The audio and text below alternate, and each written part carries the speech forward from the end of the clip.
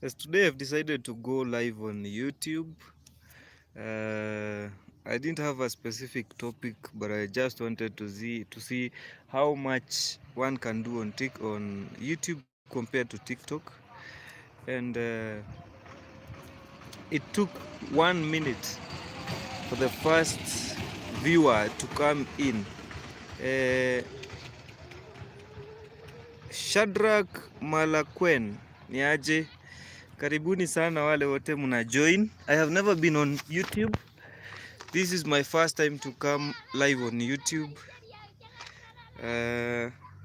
Nataka kuona tu ni nini wewe inafanyika, but niko kwa barabara, so itakuwa na kelele kiasi but not that much. Watafute kwa comments. Sasa huku comments zinakuanga wapi? Live chat.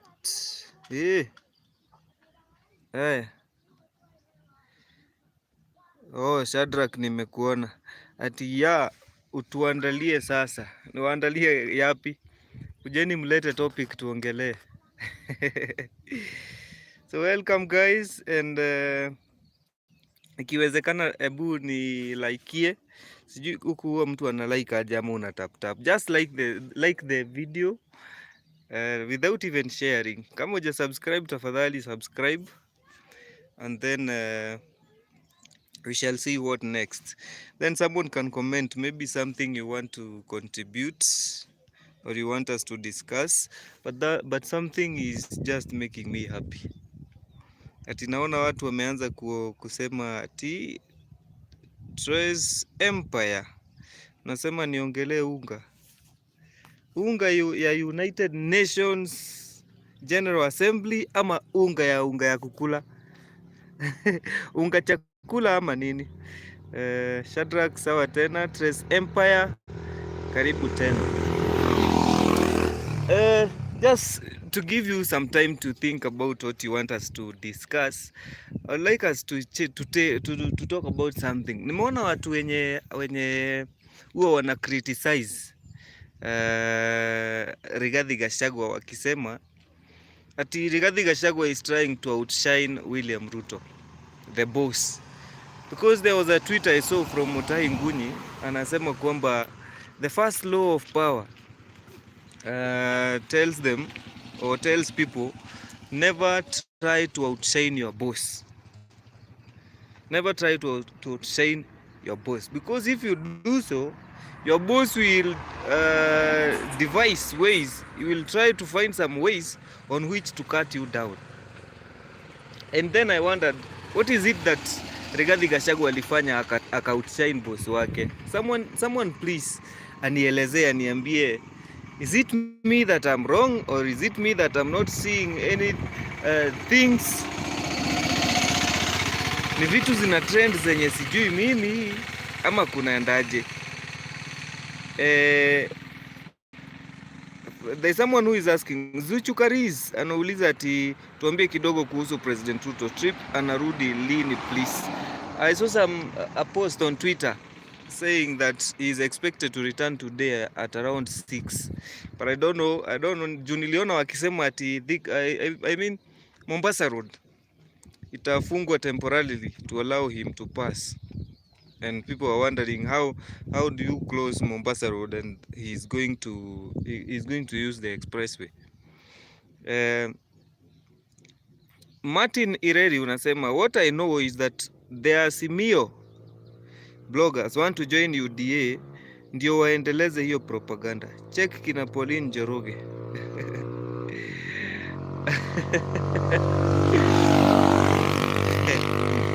Yeah, I know there is a stiff competition between Azimio bloggers na wanaitwaje UDA ama wale wa nini inaitwaje Kenya Kwanza.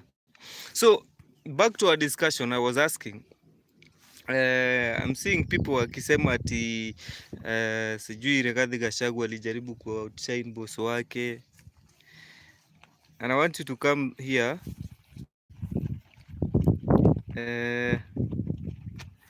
I want you to come here and explain to me, why do you think or who thinks that Rigathi Gachagua is trying to outshine his boss? In what ways is Rigathi doing that? In what circumstances? What has Rigathi done that is proving that he outshined his boss William Ruto? Because one of the things nasikia watu wakisema is about ile speech alitoanga wakati wa inauguration. Atio aliingilia Uhuru and that was a way of kuingilia outshine boss wake President Ruto. And I'm asking people, sasa hiyo, was it really to outshine, or did Rigathi Gachagua humiliate himself for being in a campaign mode, or is it me mwenye naelewa vibaya? Others are saying ati wakati alienda Kisumu na akafanya watu wa Kisumu wamcelebrate when he arrived, and people think it is by that he outshined the boss. I don't understand. Ameenda jana amedeclare akasema forests zilimwe, watu waruhusiwe kuingia forest, walime ndio chakula zikuwe nyingi, chakula zipatikane. This is another confusion. I don't understand. How is that outshining Ruto? Yet when you speak about kulima misitu, the biggest beneficiaries or the most beneficiaries of that will be the what we inaitwaje, the most people who will benefit are the Kalenjins, and the Kalenjins are not the tribes or ethnic brothers to Rigathi. They are brothers to William Ruto. How is that outshining Ruto? I don't understand. Maybe I'm misunderstanding this because I am more allied and more sycophantic to President William Ruto and the Kenya Kwanza Brigade. Maybe I'm seeing it different. Is there anyone who can explain this to us? Now that is one. I know it's still early. I know it's still early. You still have some time to decide or to try give an opinion. Let me continue reading the speeches. Martin Iredi unasema Ruto is in State House already. Ilikuwa 6 ya asubuhi ama ilikuwa 6 ya jioni alikuwa narudi. I'm not aware, nisidanganye mtu.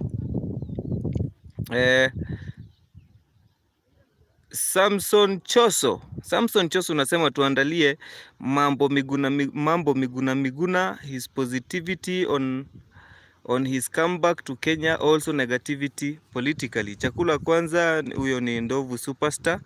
Then kuna Shadrack Malaya, Miguna atarudi ama ni propaganda tu. Then we have Trixie official unaniambia, Kim, you won in a million during election. I had given up, but after watching your videos I was so much encouraged, and finally we made it. Yeah, thanks for that compliment. Kuna huyu mwenye anataja kuhusu mambo ya Miguna and his positivity. For me and my opinion, and you have the right to go against me, I don't think Miguna is coming back to Kenya is anything positive politically to the people in power, because even though we have the government of Kenya Kwanza, ama we have William Ruto and Rigathi Gachagua welcoming criticism, and at the same time saying they will provide fair grounds to everyone, I think it's a bad idea to bring back Miguna. One of the positive things is Miguna will ease pressure from criticism by Raila Odinga, because if Raila Odinga is to be the opposition leader and is to maintain that position, then I believe Miguna is going to criticize that criticism and therefore neutralize the ground and give William Ruto a ground or a platform to respond with less pressure and less intensity to the criticism by Raila Odinga. But the biggest part is the time for Raila Odinga to go home is ripe. Whether Raila Odinga wants it or not, whether he likes it or not, he has to go home. And therefore that means the opposition And by opposition, I mean the party, not the Luos. Or let me leave the party aside and say that the Luos will need someone to lead them. They cannot stay without a leader. And therefore, there are three people who are most likely to take the position of the opposition, or the position that Raila Odinga will leave vacant by him retiring from politics. And that position will be taken by three major people. And in my consideration, one of the most possible is Miguna. Second is Evans Kidero, and then the likes of those who support them, those who makes Azimio, or those who make the opposition to feel what it is, will be given some much power by the likes of some people like Babu Owino. You see, Babu Owino is just there to make noise. He's not there to do so much. Right now, after Raila goes home, he has already mentored Babu Owino on how to oppose, on how to operate as an opposition, or a person who doesn't support the government in any means whatsoever, even though the government is doing anything positive.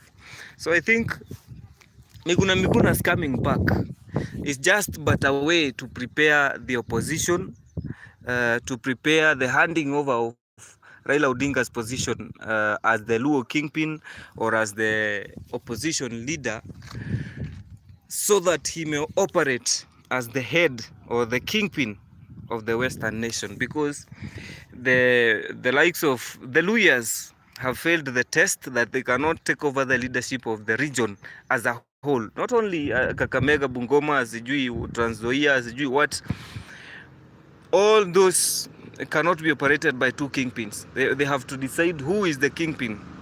Just like Gema, I tend to believe there is a Western bloc comprising of the Luos and the Luyas, and therefore they have to decide on one person. And I'm saying Moses Wetangula, Musalia Mudavadi have already failed the test, and they cannot stand and they cannot take the position that Raila Odinga was in, because they have already shifted their loyalty to the ruling government or to the ruling party, and therefore their being opposition will be against the party that they were elected in. So hawezi oppose. You see, a speaker, Moses Wetangula, cannot oppose the government. A prime minister, Musalia Mudavadi, cannot oppose the government that appointed him to be the prime minister, lest he be removed from that position. Let me go to the comment section and see what you guys are saying. There is double A, but I think Miguna has more negative than good, because there but I think Miguna has more negatives than good, because there is tweet he said he will lead the people to Canaan, so he's gonna be an opposition. Exactly, that's what I've all along been saying. Zuchu Kariz unasema president ana name CS lini na nani kwa maoni yako atakuwa CS wa interior? I have no opinion on that, but the CS for interior needs to be someone who is neutral and who is has the capacity to think before acting. And this person, in my opinion, the best to fit this is this lawyer anaitwa nani, Kithure Kindiki. Me, I believe Kithure Kindiki is best for CS interior, because just in case Rigathi Gachagua is incapacitated to act as the deputy president, then the roles of the deputy president shall have to be given to the CS interior, because it is called, the position is the cabinet secretary for interior security, is it interior, and national government coordination. So this needs a person who has a better thinking capacity, just like not Miguna, just like Fred Matiang'i. I think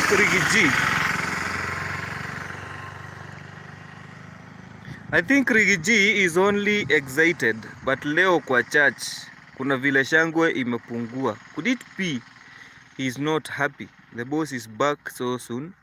Could it be wamepatana kidogo na Mr. Boss?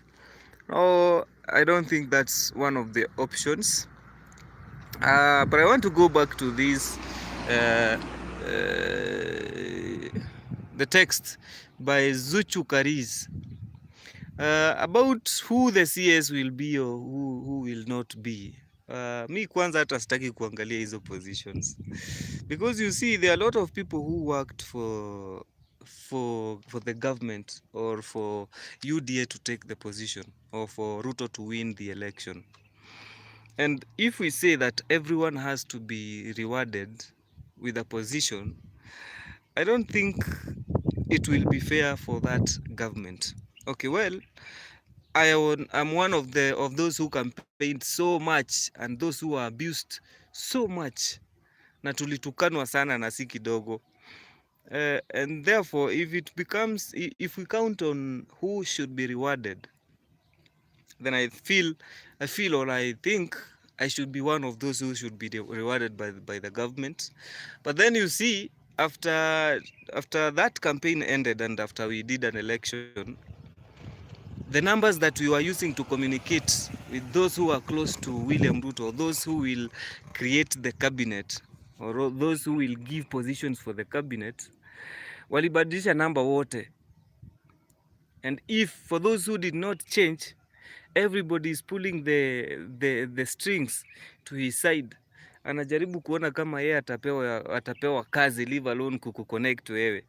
And so some of us may just find themselves loitering and criticizing the government once again and explaining these things without pay. By the way, one of the things that made me to shift from TikTok is because I realized that people, TikTok, I don't know how these leaders take TikTok for, because I hear there were groups for bloggers on Facebook and on YouTube, that there were campaign groups and those bloggers were being funded. On Facebook, I look at those bloggers and they post, they make posts, and the posts get at maximum 3k likes, 3k likes. And then I go to TikTok, I go to my videos, natengeneza video inapata 20k likes, 10k likes, views zinakuwa more than a million. And then to my surprise, none of the leaders, none of the politicians have spotted or have found it important to contact me and actually say congratulations or say anything that is going to boost my morale in future or in building me up as a future leader, a future blogger, or a future anything. All I have been doing seems not to have been noticed by anyone who is by any chance important to connect anyone anywhere. But that is not to complain. That is not to complain. I wish I started doing this on YouTube. I wish I started campaigning on YouTube, because YouTube could be paying me, but now I have been wasting my resources, all my resources all along. I don't like it, but nevertheless it's okay. If I get any position, if I get any place, I will say thank you. If I don't get it, serikali sio ya mama yangu. Back to the comments. Rigathi is only excited, okay. Daboe unasema about fertilizer scandal, what is your say? Fertilizer scandal. There's a lot to understand about that fertilizer scandal, and it's a complicated story. I think I should do a video to explain to people what it is about. Number one, even though you are two, I wish I could post this video after creating it, after the end of this live. On fertilizer scandal, the Azimio and those who are not supporting the government will try to tell you that the Ukrainian or Russian government or whatever government gave out a fertilizer to Africa for free. So after looking at how Africa and the change in climate is going on, a certain country which I don't remember, I don't remember whether it's Ukraine, whether it's Russia, whether it's not USA, I know, but it's a country on the sides of Asia and Russia, those continents. But after looking at the climate change and how drought is affecting Africa, they decided that during the war between Ukraine and Russia,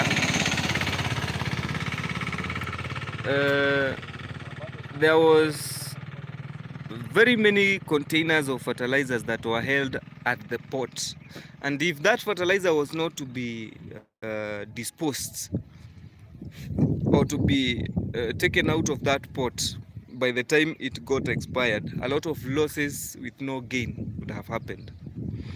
And so it is not clear whether Kenya was one of those countries that benefited from that fertilizer that was ordered to be given for free to the African nations. And the questions arise. After giving out for free, who was responsible to transport those fertilizers? Who was responsible to handle the containers and pay for import declarations, import duties, everything and that? And there's a lot of English that I need to do a more comprehensive video.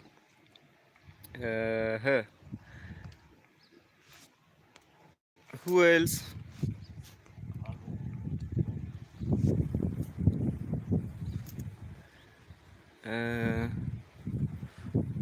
That one I think clear kidogo, but that is just kidogo. I'll do a video. Just keep tuned on Kim Explains. Nah, I think we shall go well. But what I'm telling people is you should be happy that the fertilizer was given out at that cost. It doesn't matter where it came from. It doesn't matter who brought it. It doesn't matter how it got to Kenya. All that matters is at how much cost does the farmer get it. I think I'm going to switch to Kiswahili or mixed language. By the way, if you're tuned in and you have not liked the video, I don't know what you're doing. Please, tafadhali guza hiyo like button, just like the video, like it, finya hiyo thumb up hiyo yenye inakaa hivi, at least itasaidia akaunti yangu kwa njia moja ama ingine. I don't understand how, but I know if you do that itasaidia. Wale wenye tuko hapa, please like the video, like the video, hit that nini yenye inakaa hivi.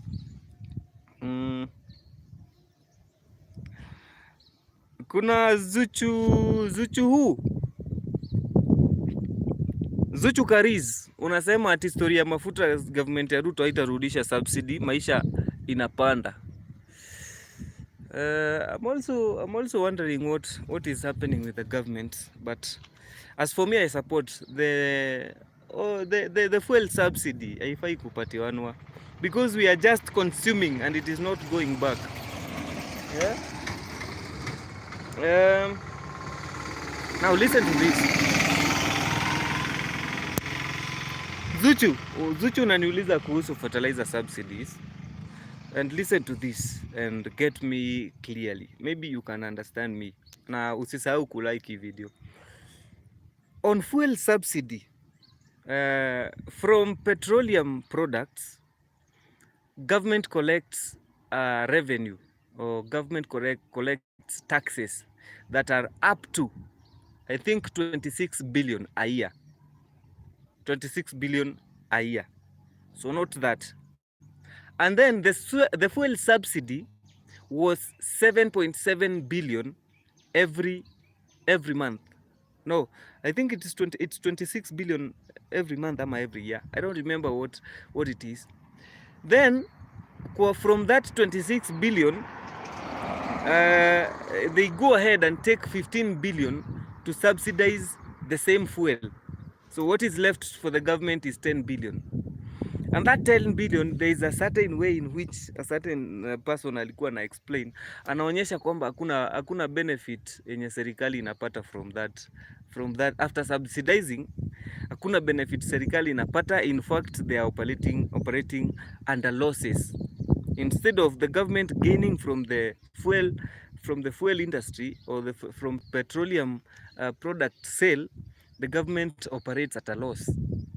The government ends up injecting money, finding money from elsewhere, inaleta inaweka kwa hiyo subsidy ndio ikuwe sustainable, especially after the decrease in the supply of petroleum products in Africa and in the world due to the war in Ukraine and Russia.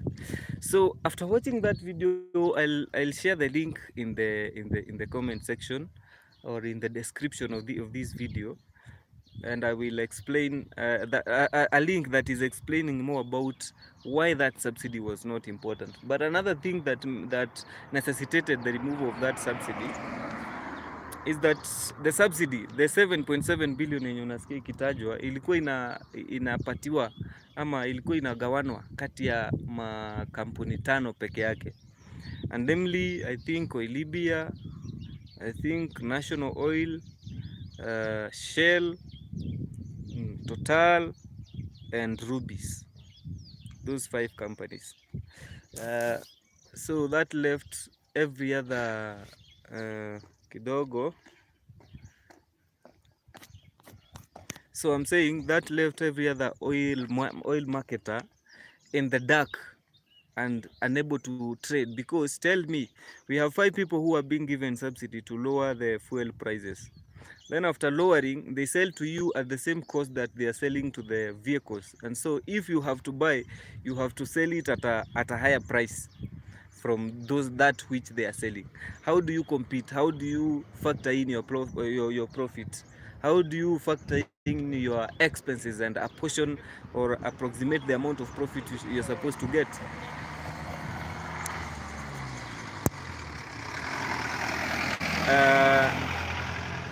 And so it was found that the oil subsidy was not important, and it was not bringing value to the government. Is it true that Ruto amechukua loan from sijui ni Japan? Naona huku mitandaoni. I don't know whether amechukua, I'm not sure. I don't know whether what is happening, but I doubt whether it is true, because number one, for you to take any loan, you don't do it as a person. Even if you're the president, you cannot act on the behalf of a country. You cannot act on our behalf when there is no public participation. And now that he was in a tour, I don't think he has any approval by any cabinet, any parliament, or anybody who is authorized to take loan. He has not gone with him with any finance minister or treasury employee who can help him, or who can approve borrowing of any loan. So with that, guys, I wish to end this discussion. I just wanted to come live for 30 minutes, and I think 30 minutes are over. We shall do much more content. I'll be coming live every night, every evening. There's an app I'm looking for that will help us to come live with the kind of videos I do on TikTok. So I'll be leaving TikTok for a while. I will just post a few things to maintain the followers, and so I want to specialize or to categorically move to YouTube. So I hope you guys are fine. I hope you shall have a very good day. So let's see each other at night at around 2. No, not 2. At around 8. That's when I'll be coming back. Have a nice time. Thank you.